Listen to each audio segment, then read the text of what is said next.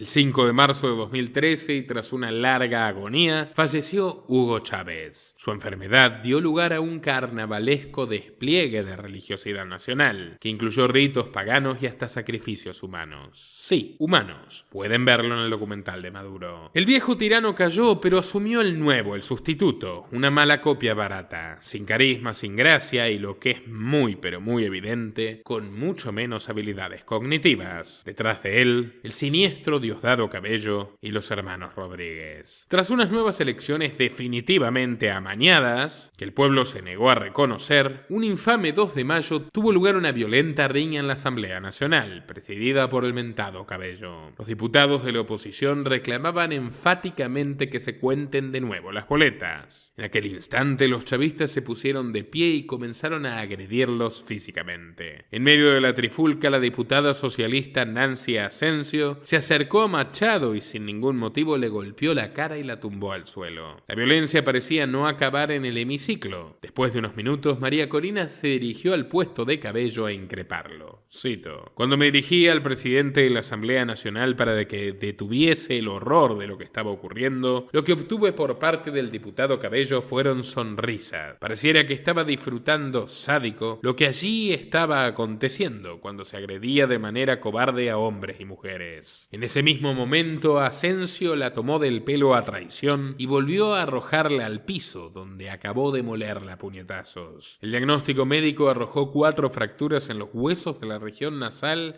y una grave lesión en la cervical, producto de aquel jalón de Cabellos. La siguiente imagen vale más que 1000 palabras. Luego de la paliza, Machado tuvo que operarse la nariz 3 veces y con despiadado cinismo, los chavistas la acusaron de aprovechar para hacerse una nariz más bonita, cual frívola burguesa que era. Si es que son malos, malos. El infierno de aquella tarde se propagaría por toda la nación, que el ascenso de Maduro marcó el ocaso de la primavera económica. El precio internacional del petróleo se había derrumbado y comenzaron a escasear los alimentos y las medicinas. Al fin y al cabo, todo el sistema de mercado había sido aniquilado por las locuras socialistas de siempre. Hartos de la miseria, miles de jóvenes se volcaron a las calles sin importarles su destino. Porque sí, protestar en Venezuela es no saber si uno vuelve vivo a casa esa noche. El 12 de febrero de 2014, Machado y el nuevo líder opositor Leopoldo López llamaron a marchar en 38 ciudades del país por el Día de la Juventud.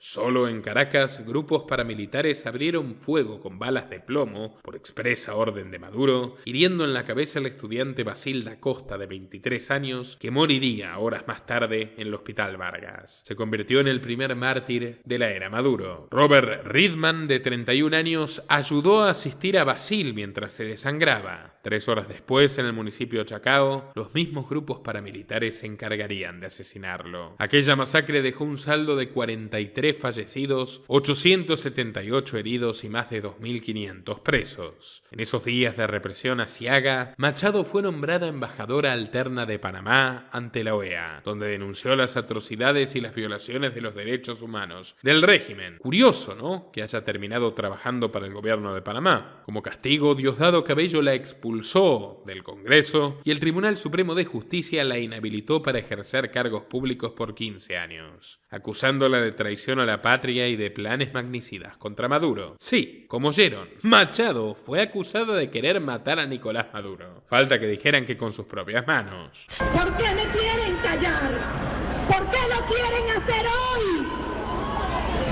Porque tienen terror a la verdad, porque le tienen miedo al pueblo de Venezuela. El plan, según las versiones oficialistas, fue fraguado con el embajador norteamericano en Colombia, Kevin Whitaker, y consistía en generar violencia en las calles para derrocar al gobierno. Diosdado Cabello incluso salió en televisión prometiendo presentar pruebas, como ahora prometen las actas, y llevamos 3 semanas esperando. Por supuesto, una denuncia totalmente absurda. Los únicos que morían por salir a la calle eran los venezolanos, y no morían por accidente, morían asesinados por las fuerzas represivas de la dictadura. Pero Machado Machado no aceptó la condena y el 1 de abril marchó hacia la Asamblea Nacional para recuperar su asiento. En rigor de verdad, la convocatoria fue bastante decepcionante. Sus seguidores eran muchos menos que los congregados en aquel mismo lugar días atrás, cuando Leopoldo se entregó a la policía. Aún así, Machado era la diputada más votada de la Asamblea Nacional y supo imprimir la intensidad al acto.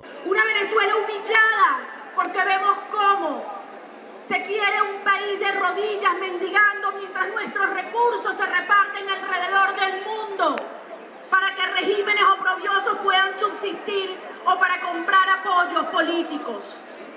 Esa es la dimensión oscura de esa ruta donde nos llevan. Pero aquí comenzó en esta plaza hace 2 meses un proceso sin precedente en nuestra historia que hizo que Venezuela despertara de punta a punta.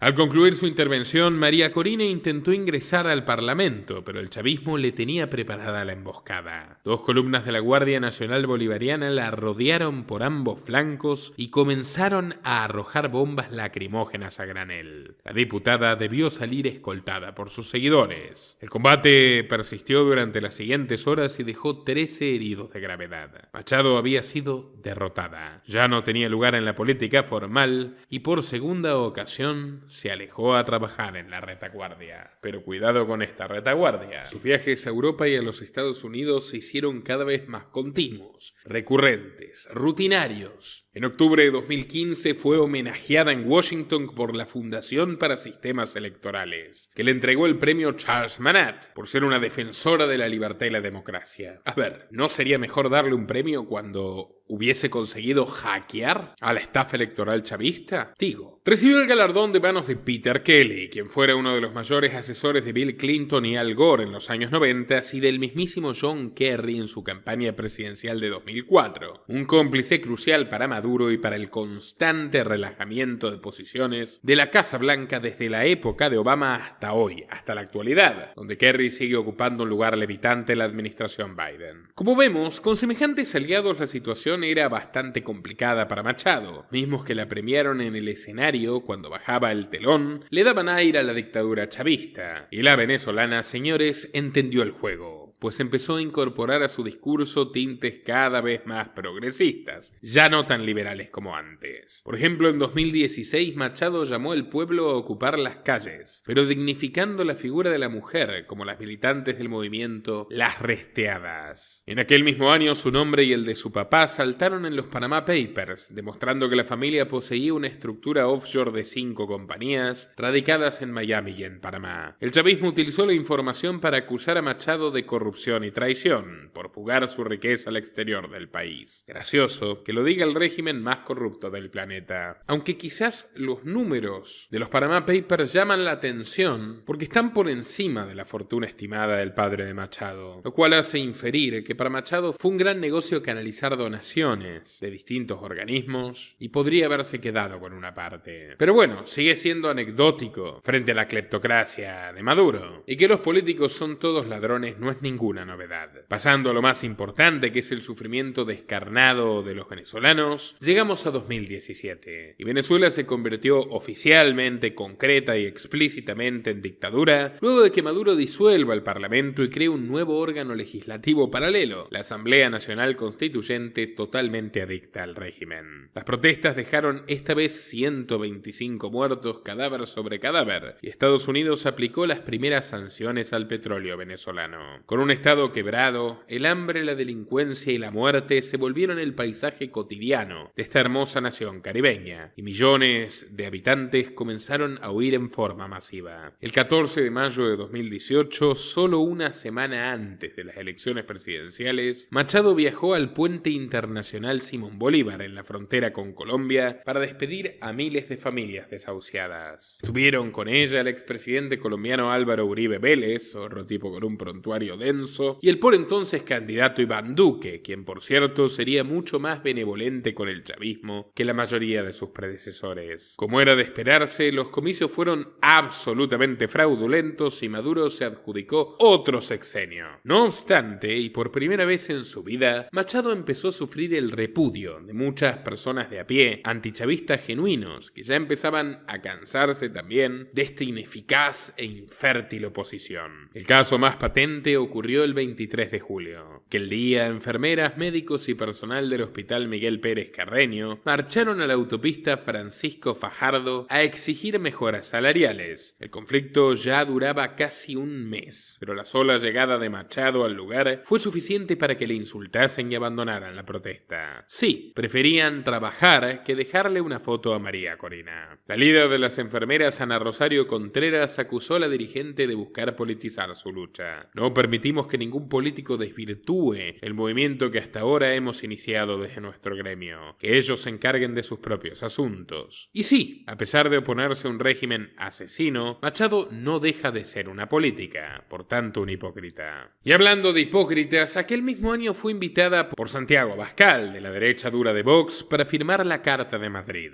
una declaración institucional contra el peligroso avance de la extrema izquierda, donde estuvieron Giorgia Meloni de Italia, José Antonio Kast de Chile y Arturo Murillo, exministro de Bolivia. Por cierto, Machado también se declaró admiradora y amiga de Patricia Bullrich, exterrorista comunista, devenida en ministro de Seguridad profundamente autoritaria, y Javier Milei. Una mala junta, sin duda, pero nada comparado con lo siguiente. El 4 de diciembre de 2018, María Corina redactó una carta dirigida ni más ni menos que al primer ministro de Israel, el criminal de guerra con pedido de captura de la Corte Penal Internacional Benjamín Netanyahu, misma corte que ecuánimemente requerirá pronto a Maduro. En la misiva, María Corina le rogó al peor genocida del siglo XXI que intervenga ante el Consejo de Seguridad de las Naciones Unidas para que se active un derrocamiento militar a Maduro. Sí, derrapó por completo. Prácticamente pedía sacar a un monstruo para instaurar a otro. La exdiputada también solicitó que se aplique el Tratado Interamericano de Asistencia Recíproca, un vetusto pacto militar de la Guerra Fría que obligaba a intervenir, al menos si se catalogaba al chavismo como una asociación criminal transnacional, y su aspiración estuvo cerca de cumplirse. Pero cuidado, ¿qué es todo esto de estar pidiéndole a asesinos como Netanyahu, responsable solo en los últimos meses de haber masacrado a entre 40 y 186.000 civiles en Gaza, que intervengan militarmente en Venezuela? ¿Es que los venezolanos no pueden hacerlo por sus propios medios? Y la respuesta es no, no pueden hacerlo por sus propios medios porque una señora llamada María Corina Machado, antes de que se disuelva el Parlamento, de hecho, al inicio del régimen de Maduro, le promovió y le votó la ley del desarme civil. 126 artículos destinados a restringir al extremo la venta de armas de fuego y municiones a ciudadanos particulares y estableciendo a quienes posean armas sanciones con una pena de 7 a 20 años de cárcel. Miren a María Corina promocionándola desde 2012 cuando todavía vivía Chávez. Si hubiese voluntad política, dice en su tuit del 7 de agosto del 12, ya se habría aprobado la ley para el desarme y el control de armas y municiones. Y Maduro, nada más asumir, la consiguió. Gracias, repito, a María Corina, la supuesta opositora más radical, que de la boca para afuera era liberal, pero para algo tan fundamental como el sagrado derecho de defenderse de los criminales, incluyendo los criminales de la tiranía, se olvidó su liberalismo y se portó como una comunista más. Y todavía peor, fue una cómplice absolutamente imprescindible para la formulación de esta ley totalitaria, gracias a la cual Maduro pudo asesinar a 10.000 personas en los últimos 10 años. 10.000 personas indefensas, 10.000 personas inermes y desarmadas, mientras los cientos de miles de efectivos de la Guardia Nacional Bolivariana, la policía y el ejército blanden sus fusiles contra el pueblo. Y las bandas criminales chavistas también. Bueno, María Corina directamente integró la Comisión Mixta de la Ley del Desarme y Control de Armas y Municiones desde 2011, nombrada por el chavismo. ¿Qué diablos puede decir al respecto? ¿Cómo explica este rol que la hermanó a los verdugos de Venezuela, a quienes ahora la buscan, eventualmente para acabar con su vida? Esto va más allá de la corrupción habitual de los políticos. Quitarle las armas a un pueblo que ya por entonces llevaba 14 años cautivo de un régimen asesino es ser cómplice de su matanza. Y eso es María Corina Machado hoy. Lenin decía: los capitalistas nos venderán la soga con las que vamos a colgarnos. María Corina, en su enfermiza búsqueda de que los demás dependan de ella, que es a lo que llamamos política, les vendió la soga con la que tal vez terminen colgándola. Y para ello, la comisión mixta que integraba recurrió a personajes siniestros como Pedro Abramovay, por entonces un funcionario del gobierno de Dilma Rousseff, antes secretario legal de Lula, y luego director de la Open Society Foundation de George Soros para América Latina y actual vicepresidente de programas de esta fundación. Soros ha sido criticado por el chavismo y Soros ha criticado a los chavistas, pero la ley la hizo un esbirro de su lobby y le impulsó esta hijada de la CIA un mes antes de que ingrese a la Comisión Mixta de Desarme y Control de Armas y Municiones. Eso ocurrió el 4 de mayo de 2011, como dice este tuit. En abril, María Corina viajó a Buenos Aires, a la selecta sociedad Montpellerin, que reúne a personalidades del, entre comillas, liberalismo del establishment. Allí estaba yo, un joven corresponsal de 16 años, que trabajaba para un diario español y acababa de pelearme sin buscarlo con el flamante Premio Nobel de Literatura Mario Vargas Llosa, que había protagonizado un giro drástico respecto a la figura de Ollantumala. Pasó de denunciarlo como el advenimiento del chavismo en Perú a proponerlo como el único exponente de la democracia en su balotaje con Keiko Fujimori. Preguntado por la contradicción, Vargas Llosa quiso matar al mensajero, le hace yo, y asestarme un cachetazo. Lo frenó su hijo Álvaro. Y yo terminé conversando, bastante divertido por este, digamos, episodio dramático, terminé conversando con María Corina y con Carlos Alberto Montaner, prestigioso periodista cubano, en el palier del Hotel Sheraton. En mi ingenuidad de periodista novel amateur de 16 años, se me ocurrió preguntarle a ambos por qué no financiaban un grupo armado que quite del poder a Chávez. Y María Corina se mostró completamente indignada, sosteniendo prácticamente que las armas las cargaba el diablo, que era la forma menos civilizada de llevar adelante un cambio liberal. Montaner, un hombre que poco tardaría en descubrir que estaba estrechamente vinculado a la CIA, esa misma CIA que trató de matar 600 veces a Fidel Castro pero nunca lo hizo porque en realidad lo necesitaban, recomiendo mi documental sobre la historia prohibida de Cuba y los vínculos de Rockefeller y Castro, se limitó a comentar el fracaso del desembarco en la Bahía de Cochinos y de los grupos paramilitares cubanos. Pero lo cierto es que María Corina se había vuelto directamente socia de la dictadura que decía combatir. Ambos bandos con los mismos sponsors. Y esa es la única verdadera razón que explica que haya llegado hasta donde llegó, que no la hayan detenido ni proscrito antes y que haya podido presentar a Edmundo González y terminar en el actual fraude, que lo que está logrando es desmovilizar a los venezolanos que tenían su última esperanza en salir de la dictadura por una vía pacífica, lo cual ha quedado objetivamente demostrado que no ocurrirá. Pero bueno, regresemos al 2018 y a la mañana del 30 de abril, donde Venezuela desayunó con una sorpresa, que Leopoldo López, que llevaba 5 años detenido, aparecía en un video junto a su discípulo Juan Guaidó, quien se autoproclamaba presidente legítimo de Venezuela. Según informó Associated Press, las fuerzas de seguridad lo habían liberado del arresto domiciliario y se habían declarado leales a Guaidó. En aquel mismo momento se puso en marcha el mayor levantamiento contra Nicolás Maduro en todo su régimen. Una auténtica insurrección cívico-militar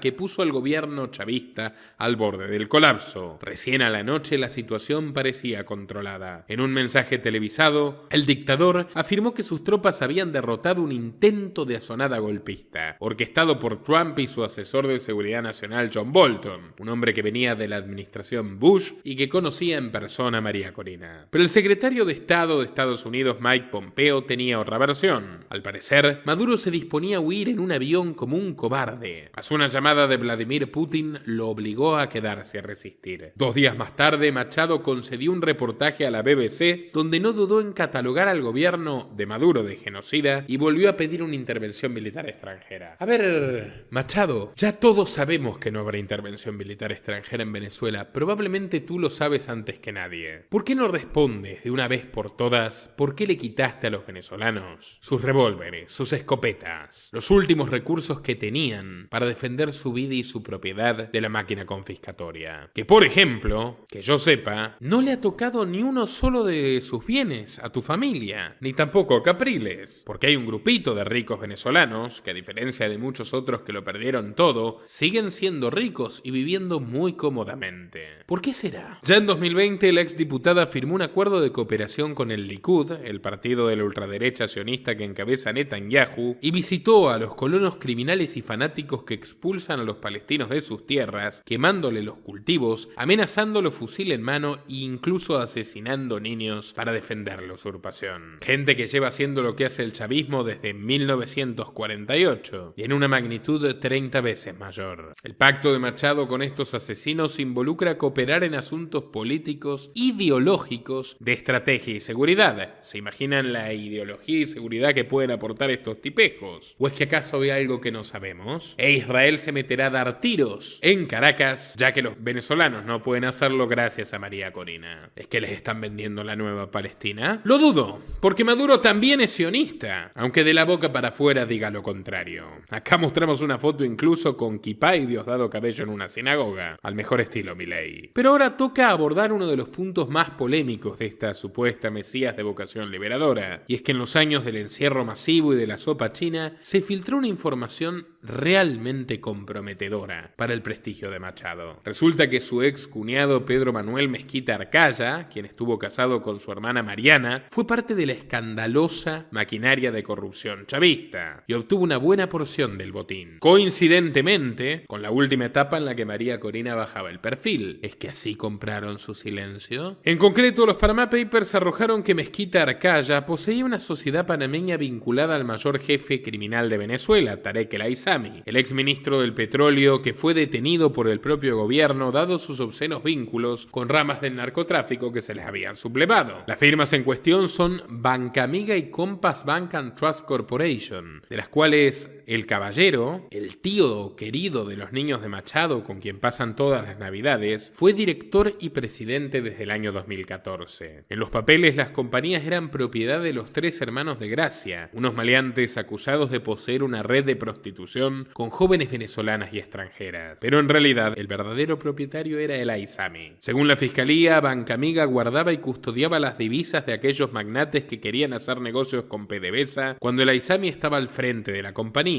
Carmelo de Gracia, por su parte, les asignaba buques de petróleo a razón de $43 por barril y luego los revendía a un precio superior. Todo esto en coordinación con el cuñado de Machado, quien se encargaba de blanquear aquel dinero espurio, invirtiéndolo en casas de valores, criptomonedas y producciones cinematográficas. Recordemos que el Aissami era una de las figuras prominentes del cártel de los Soles, la mayor red de control de estupefacientes venezolana, totalmente infiltrada en la Fuerza de Seguridad Bolivariana. Son además quienes custodian el comercio ilegal del oro por el cual envenenan con mercurio a los pueblos indígenas que viven al sur del río Orinoco. La selva de Venezuela esconde al menos 42 pistas de aterrizaje a gran escala, desde las cuales despegan avionetas cargadas con este noble metal que luego se usa para financiar a terroristas medioorientales, Hezbollah o a dictadorzuelos como Nayib Bukele, que sí, fue chavista abiertamente y financiado por el chavismo hasta hace unos poquitos años. De allí aprendió el totalitarismo, solo que lo aplica con mejor marketing. Sí, oyeron bien, se sabe que al menos $600 millones venezolanos fueron a parar en manos del salvadoreño en 2013 y luego en 2018 en la campaña que lo llevó a la presidencia. Lo contamos todo en el documental de Nayib Bukele, el material crítico más visto del mundo. Con semejante prontuario familiar es entendible que María Corina en los últimos años haya modificado su impronta. Su antichavismo se descremó y ahora sus consignas Nayib pasan por unir a las familias separadas por la migración. Nadie se hubiera ido si los dejabas defenderse, María Corina, pero ahora consigues lo que quieres y tienes a millones de almas bailando al lado tuyo y depositando sus esperanzas en ti, incluso dejando su sangre en las calles por ti. ¿Estarás esta vez a la altura altura? Permíteme dudarlo. Se iban acercando las nuevas elecciones, y parecía o quisieron hacer parecer que por primera vez en una década había chances de que fueran legítimas. Todo esto comenzó el 24 de febrero de 2022, cuando Vladimir Putin dio la orden de invadir criminalmente Ucrania. Las sanciones a Rusia no tardaron en llegar y el gobierno de Biden miró con renovado interés a Nicolás Maduro. Claro, necesitaba su crudo que ya no podía producir Estados Unidos por su cuenta, dadas las absurdas regulaciones ecológicas que reimplantó. En 2023, representantes de Washington y Caracas acordaron en Doha recomponer sus relaciones, suavizar al máximo las sanciones y recuperar el comercio bilateral. Luego de años de inactividad, la multinacional Chevron de los Rockefeller reanudaría triunfal su producción de petróleo venezolano. A cambio, los Estados Unidos pidieron que Maduro rebaje la hostilidad con la oposición, que lleve adelante estas elecciones de cartón pintado, aún sabiendo que eran de cartón pintado. Y ese era el momento para María Corina. El 23 de octubre del año pasado, la dirigente arrasó en las primarias de la Mesa de Unidad con 92.35% de los votos. El beneficio de ser la única que no se escapó, pero por otra parte que no necesitaba escaparse. Ahora sí, oficialmente era investida la líder absoluta de la oposición. Pero no debemos olvidar que estamos hablando de Venezuela. Para el 26 de enero, Maduro ya había intervenido el Tribunal Supremo de Justicia, que revalidó su inhabilitación para ejercer cargos públicos hasta el año 2036. Al principio, Machado se mostró desafiante. Con el emblema de Vente Venezuela, salió de gira por varias ciudades como si estuviera en campaña directa para arribar al palacio. Esto despertó la ira opositora, que exigió a Machado que dé un paso al costado y permita una nueva candidatura. Entre esas voces estaba la de Enrique Capriles, el histórico rival de Chávez, que la acusó de priorizar sus ambiciones personales. Pero María Corina no parecía estar dispuesta a oírlos. Había recibido un mandato del pueblo nacido de las primarias y llevaría su lucha mesiánica hasta el final.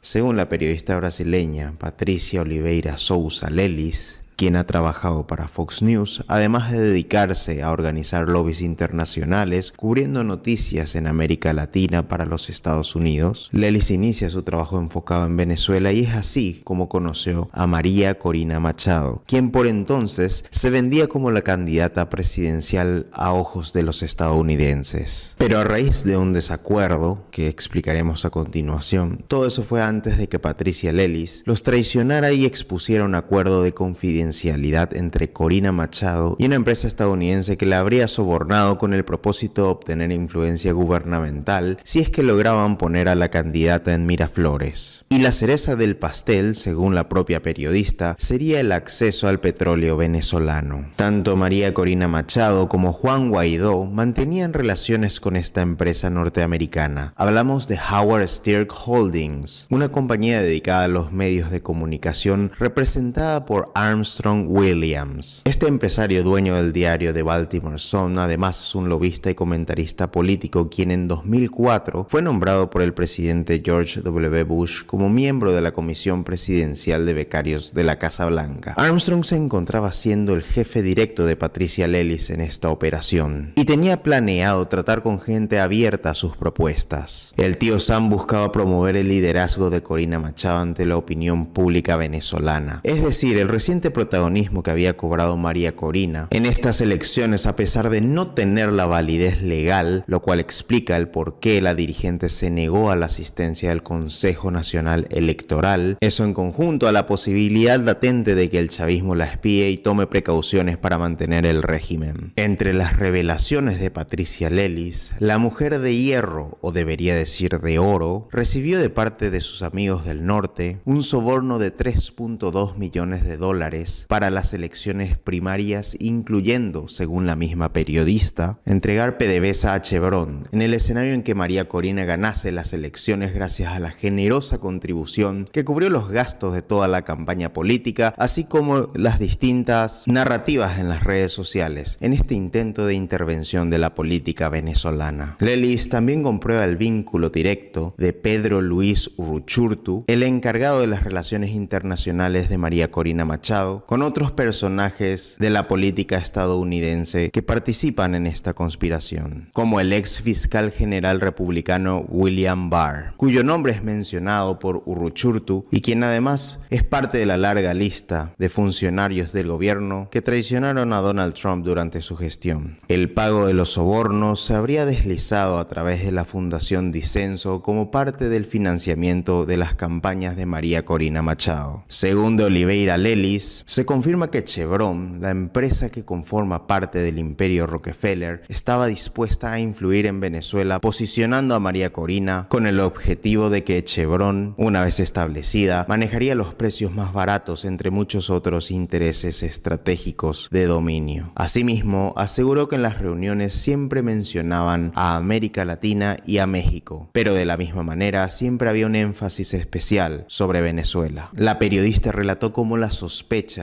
en su contra comenzaron cuando se negó a viajar con el pago millonario para la campaña de Machado. Este fue el motivo por el que Howard Stern Holdings comenzó a sospechar de ella. Es así como inicia una persecución en contra de la periodista, quien también expuso pruebas de las amenazas que le hicieron distintos agentes de las agencias estadounidenses. Comentó que no trabajaron más con ella luego de descubrir que en sus redes sociales mantenía contenido favorecedor a las políticas de izquierda. Desde entonces, la desconfianza hacia ella aumentó y cambiaron las cosas. Empezaron por formular acusaciones falsas en su contra sin tener ningún tipo de prueba. El 21 de mayo de 2024 verían la luz grabaciones del interrogatorio realizado por Armstrong Williams a Patricia Lelis. Estamos hablando de un lobista y empresario que realizó un interrogatorio a una periodista. Actualmente Lelis se encuentra acusada por el fiscal Russell Kalberg y según la periodista, el fiscal conoce a perfección el plan, así como todas las transacciones y documentos que Lelis tiene en su poder. Ese es el motivo por el que envió al FBI a buscarla a México.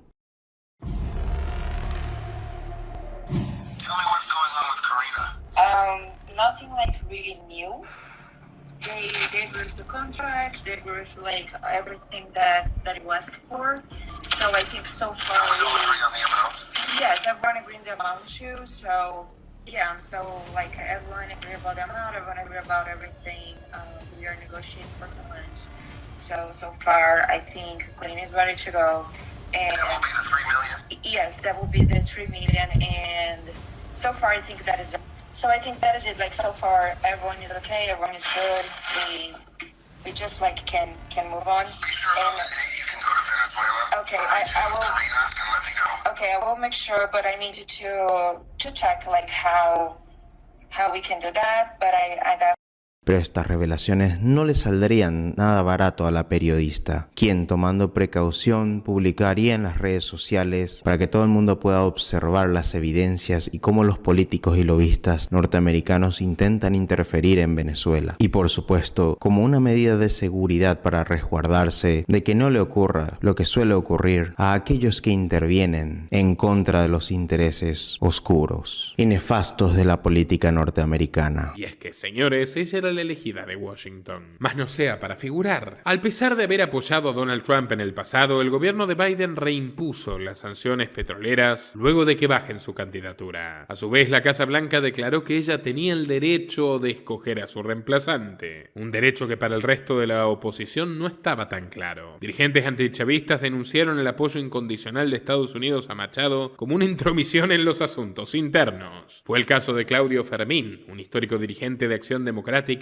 quien afirmó que nunca se había visto una injerencia externa de tal magnitud. Al adoptar esta postura, Washington eclipsó otras opciones para derrotar a Maduro, como Manuel Rosales, quien tenía algunos méritos a su favor. Fue alcalde de Maracaibo, gobernador del populoso estado de Zulia en 3 ocasiones, y era apoyado por la Fuerza Vecinal, un nuevo partido que ganaba popularidad. Pero la credencial del Pentágono pudo más.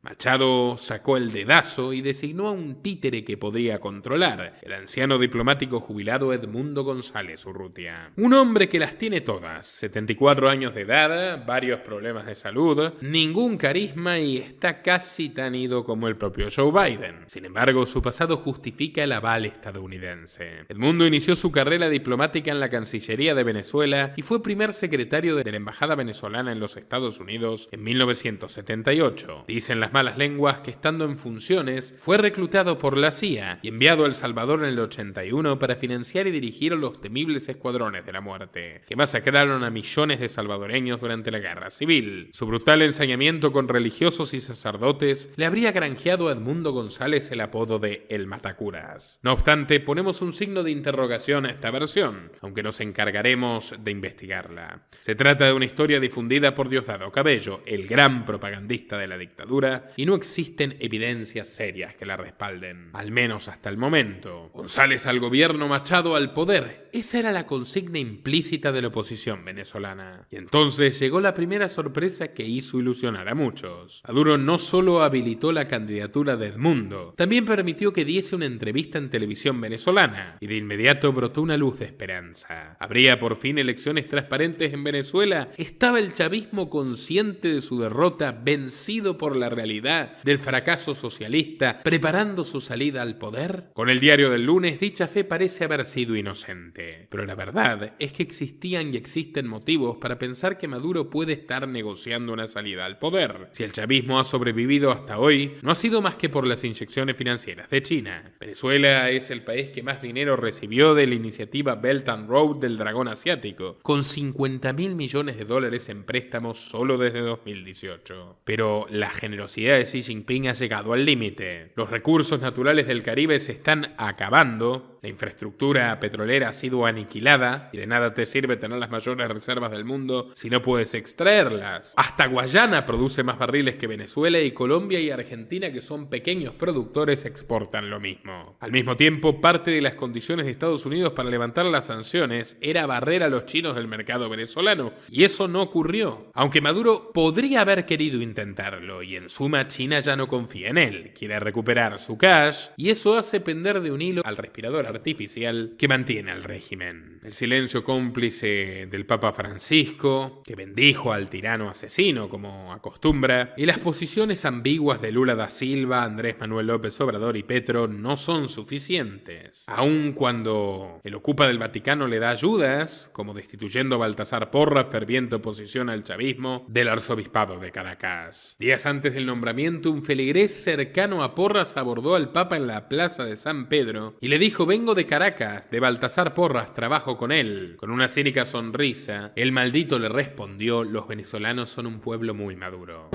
Bendígame. ¿Venezolano? Sí, de Baltasar Porras, trabajo con él. Es un pueblo muy maduro. Sí. Palabra papal. Pero bueno, así llegaron los comicios del pasado 28 de julio y lo que todos sabemos. Resultados oficiales emitidos por Telesur sumando 132% de los votos. Son trogloditas hasta para mentir. Y mientras Maduro le hacía publicidad a Javier Milei y a Elon Musk, Milei, basura, vos sos la dictadura. Milei, vende patria, cobarde, no me aguantás un round. Debe estar reventándose con su cara de monstruo, porque es un tipo feo además. Y estúpido. Se toma unas fotos de estúpido. ¿Quieres pelea? Vamos a darle, lomo. Estoy listo. Soy hijo de Bolívar y de Chávez. No te tengo miedo, lomo. Vamos a darnos, pues. Y los verdaderos héroes de la jornada morían en las calles, asaltados por los colectivos chavistas. María Corina denunciaba el fraude al lado de un adormilado Edmundo González. Hasta ahora el gobierno no ha mostrado las actas, pero sí lo hizo en parte la oposición, demostrando una contundente victoria de casi el 70% de los votos, con 37 de ventaja sobre Maduro, y hasta diría que se quedaron cortos. Es un milagro que Maduro saque el 5%. Pero sí llegamos a esta delgada línea roja que hoy surca Venezuela. 30 muertos más, 30 nuevos mártires de la libertad, y ni los Edmundo, ni los Capriles, ni los Guaidó, ni María Corina, nadie está a la altura de los caídos. Mientras María Corina escribe desde la clandestinidad y temiendo por su vida, hay muchos jóvenes venezolanos que ya no temen nada, porque ya no tienen nada que perder. No tienen ni cuñados millonarios vinculados al régimen, ni cuentas en Panamá, ni empresas familiares que pese a todo siguen funcionando, ni una una comunidad internacional que reclamaría por ellos. Son solos, individuos dignos, luchando por su destino. En ustedes, a quienes dedico este documental, recae la responsabilidad de liberar a su tierra. No se rindan. ¡Viva Venezuela libre! Nuestro trabajo depende de tu apoyo. Para que siga siendo posible, realiza tu aporte desde tan solo $3 por mes a través de Patreon, en los enlaces que figuran en la descripción o en el comentario fijado. También podés hacerlo vía Bitcoin o desde la opción Unirte de YouTube. Y si estás en Argentina, elegí el medio de pago de tu preferencia a través de Mercado Pago. Quienes nos apoyen en Patreon a partir de $5 mensuales tendrán acceso a análisis, entrevistas, conferencias y documentales exclusivos. También tenemos opciones para sponsors. Así que publicita con nosotros a través de patreon.com/Nicolás Moraz.